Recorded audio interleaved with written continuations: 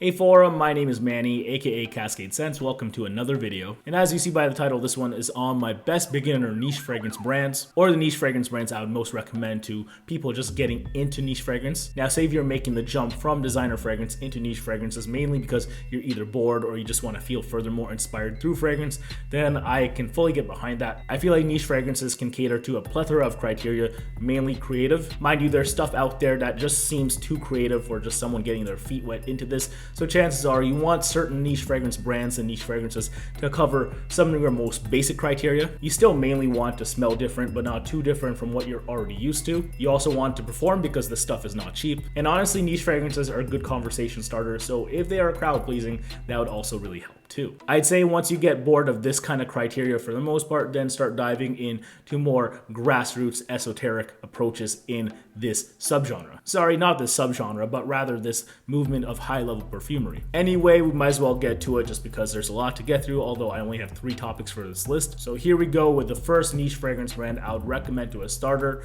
and this one's easy, it's Creed. Now for most of these freshy niche fragrance brands out there are super versatile. You can wear them to work, out to lunch, some of your more dressed up occasions, things like that. But still, you might find some of these fragrances to be a little bit more mundane because you are paying a premium to get into niche fragrances. Sometimes it just doesn't smell like enough. And I can definitely empathize with that, say if you're getting into stuff like Jo Malone London, Acqua di Parma, Atelier Cologne. There's nothing wrong with fragrances like that. I like a lot of those fragrances. It's just they are a little bit too simple. If you don't believe me, just read some of those fragrance names out. You'll see maybe a note or two in the fragrance title itself, and for the most part, that's all you're getting, with a couple secondary notes supporting that stuff. And hey, while that's pretty noble as far as telling people what's in a fragrance, again, it just doesn't feel sexy enough. So what if you actually made something different that was just as crowd pleasing, but is a little bit more emotional? You smell certain offerings, it just feels furthermore charming. So behold Creed, the Paris-based brand that's been doing this for decades,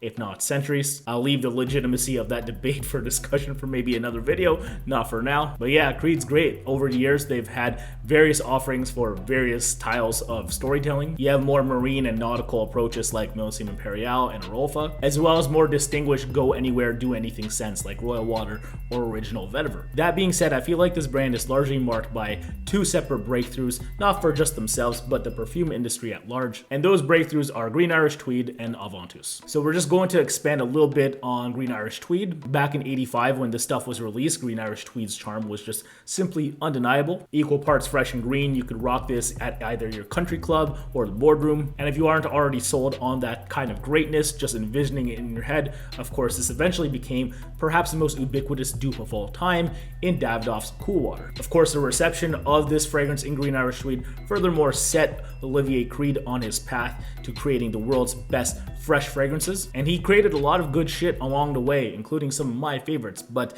it wasn't until 2010, 25 years later, that he finally came up with something just as big, if not even bigger. So behold Aventus, a fragrance that took a tropical fruit in pineapple with its distinct juicy flavor and odor, and somehow wrapped it up along with other notes into the most masculine alpha concoction ever, without much of that tropical connotation once you get to smell all of it. So with really masculine smoky notes like birch tar and a white musk that just leans a little thicker in a way that isn't as clean and girly. Altogether, this scent just became a home run. You're the type of guy to maybe just walk into a room and just everyone sees you, or smells you rather. It smells like you kind of own the place if you're walking in with that. But again, if you've yet to check out some of the more charming, fresher offerings from the brand of Creed, definitely do it already. Again, some of their fragrances just make you envision wanting to be somewhere else or be dressed up in a certain thing. And I can't say that for other fresh brands for the most part. So again, charming and, in my opinion, timeless, Creed for the win. All right, moving on to the next brand. How do we follow that up? Perhaps a modern day antithesis of what Creed represents. So behold Le Labo, the NYC-based brand that's one of the first of its kind to push this ethics-driven agenda. Seems like they lean very progressive along with motifs that kind of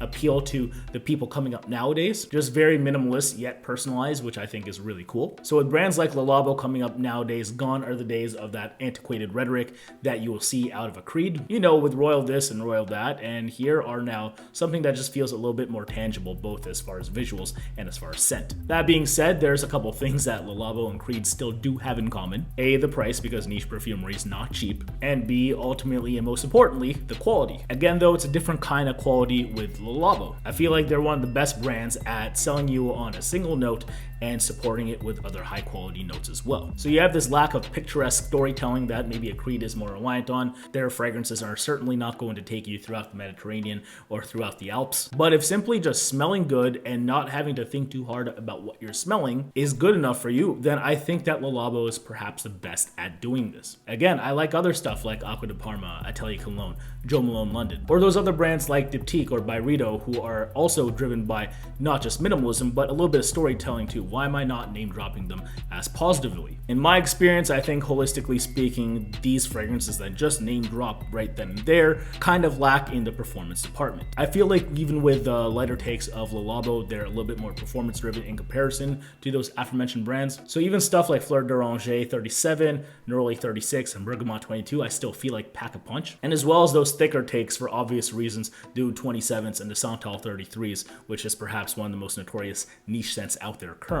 Just saying, from when they started and to this day, it is quite refreshing to see a minimalist brand take the performance department a little bit more seriously. Again, that's part of why I listed them here. That being said, there are still some cons with a brand like Le Labo. Sometimes they might just still come off a little bit too austere. Maybe you want to feel a little bit more with them. Admittedly, I'll have a bigger smile on my face if I'm rocking one of my Creeds. So for maybe the dreamer or the adventurer in you, this is not the brand. But once again, if minimalism that performs is for you, definitely check out Le Labo if you have yet to. And last but not least, finally moving on to the next niche brand that you should definitely check out if you are only a beginner at this. And this is a brand that's even younger than Le Labo, believe it or not. And one that, given more time in the game, will capture the desires of most people's hearts everywhere. So behold Parfums de Marley, a Paris brand that draws inspiration from 18th century France and their elegance, but kind of spins it in a way more contemporary way. Now, what's cool about Marley for me, besides their obsession with horses, is that they truly care about making night out fragrances. Like the aforementioned brands are great signature scents for everyday purposes for the most part, but Marley I feel like is clearly a step ahead of everyone niche-wise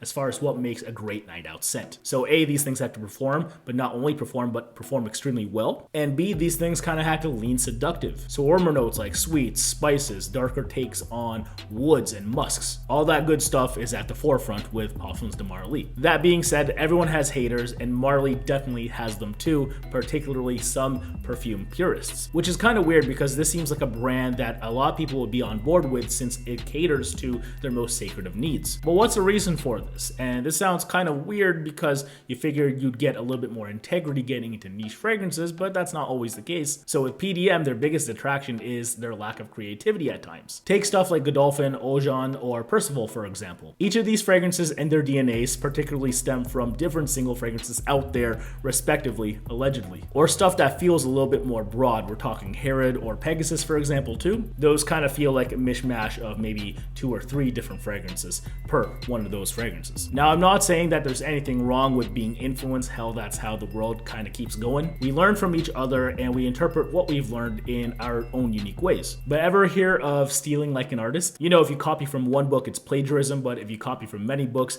it's research. It's for that academic notion that some people within the more grassroots levels of the fragrance community either hold a little bit indifference towards Parfums de Marley, if not even disdain. That being said, if you are only just getting into niche fragrances or fragrances at a more expressive level, I still really feel like it's important for you to decide if high-level crowd-pleasing offerings are also for you. Who knows if that crowd-pleasing criteria also supersedes originality and or creativity for you to a certain extent as well. So check them out if you've yet to already. It's Parfums de Marley. Now, all in all, again, there's a lot of brands that I've already mentioned throughout this list, barring the 3 I featured, that are still great places to start if you're just getting into niche perfumery. Kind of touching again on the more fresher and or minimalist fragrances out there. I just feel like the Diptyques, the Acqua di Parmas, the Jo Malones, the Byredos, the Atelier Colognes are just a little bit weak when it comes to their most versatile of offerings. I just feel like value would be such a main criteria for anyone getting their beak wet getting into this stuff,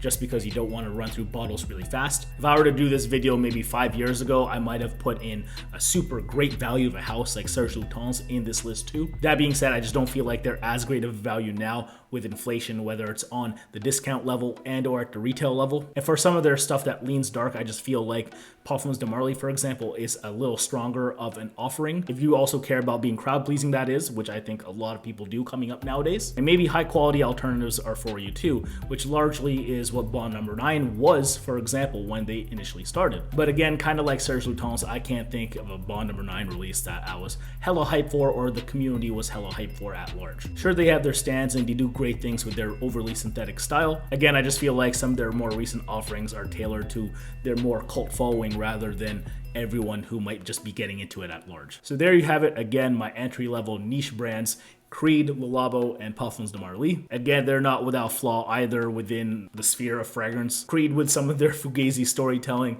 and their unusually high North American MSRP in comparison to other parts of Europe and whatnot. Le Labo with how they seemingly are too mundane depending on what kind of person you are. And Parfums de Marley with their lack of originality. So it is what it is. But at this point of the video, you already know why I think these brands are great at what they do and why they fit the bill to be on this list. But it's also at this point in the video where I want to know what you guys think. So again, if you've yet to, in the comments, please tell me which fragrances you're most interested in getting into. Say if you're only getting into niche fragrances for the first time. And say if you've been in this game for quite some time, do you agree with my list? Or what other brands would you also recommend yourself? So I'm finna presume that budding niche newbies would also appreciate reading through everyone's suggestions, say again, if you've been in this game for quite some time. So big please for the feedback, it's definitely really appreciated. And again, thank you for watching and the ongoing support as always. I just hope you guys enjoy all of this stuff. You make this so much more fun for me. And yeah, I think that for the most part is about it. Also subscribe if you've yet to for more, as well as hitting the notification bell. It really helps you get these uploads real soon. And yeah, that's it until the next one. So Forum, take care for now. Peace out. Bye. Wear your fragrances.